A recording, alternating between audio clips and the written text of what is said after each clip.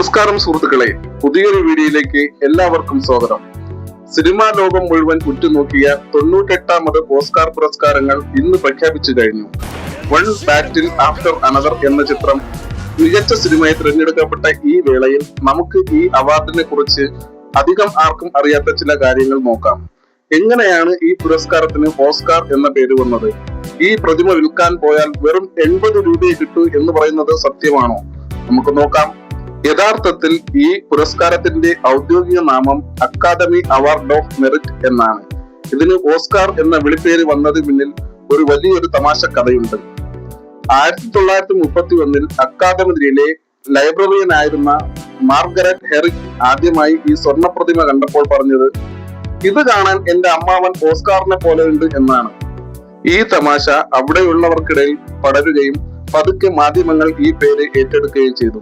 ഒടുവിൽ 1939 അക്കാദമി ഔദ്യോഗികമായി ഈ പേര് അംഗീകരിച്ചു. അങ്ങനെ ഒരു ലൈബ്രറിയന്റെ തമാശയിൽ നിന്നാണ് ലോക പ്രശസ്തമായ ഈ പേര് ജനിക്കുന്നത്. ഓസ്കാർ പ്രതിമയ്ക്ക് ഏകദേശം $400 നിർമ്മാണ ചെലവുണ്ട്. അതിന്റെ മൂല്യം നോക്കിയാൽ അത് ലക്ഷങ്ങൾ വരും. എന്നാൽ ഒരു വിജയിക്ക് ഇത് വിൽക്കാൻ അധികാരമില്ല. 1951 മുതൽ നിലവിലുള്ള നിയമപ്രകാരം ഒരാൾക്ക് തന്റെ ഓസ്കാർ പ്രതിമ വിൽക്കണമെന്നുണ്ടെങ്കിൽ അത് ആദ്യം അക്കാദമിക്ക് തന്നെ തിരിച്ചു നൽകണം. വില എത്രയാണെന്ന് അറിയാമോ? വെറും $1, അതായത് ഏകദേശം 83 രൂപ.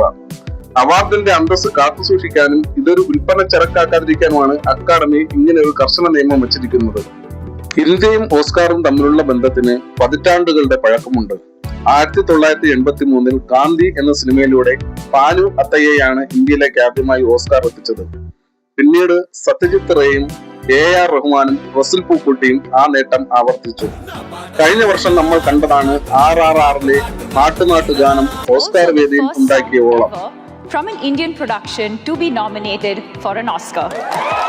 From the film RRR, this is Natu Natu. పొలం గట్టు దుమ్ములోన పోట్ల గిత్త దూకినట్టు పొలేరమ్మ జాతరలో పోతరాజు ఊగినట్టు ఇర్రు సెప్పులేసుకొని కర్ర సాము చేసినట్టు మర్రి సెట్టు నీడలోన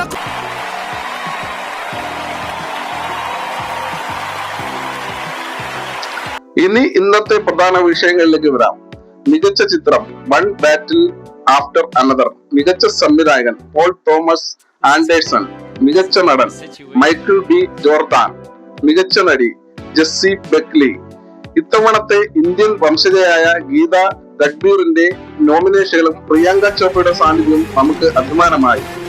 വെറും 15 മിനിറ്റ് കൊണ്ട് തീർന്ന 1929 ആദ്യ ചടങ്ങിൽ നിന്ന് ഇന്ന് ലോകം മുഴുവൻ സാക്ഷ്യം വഹിക്കുന്ന ഈ വലിയ വേദിയായി ഓസ്കാർ വളർന്നു. ഈ വിശേഷങ്ങൾക്ക് നിങ്ങൾ ഇഷ്ടപ്പെട്ടുവെങ്കിൽ താഴെ കമന്റ് ചെയ്യുക. നിങ്ങളുടെ പ്രിയപ്പെട്ട സിനിമ ഏതാണെന്നും അറിയിക്കാനും മറക്കരുത്. കൂടുതൽ വിശേഷങ്ങൾക്കായി ചാനൽ സബ്സ്ക്രൈബ് ചെയ്യുക. നന്ദി.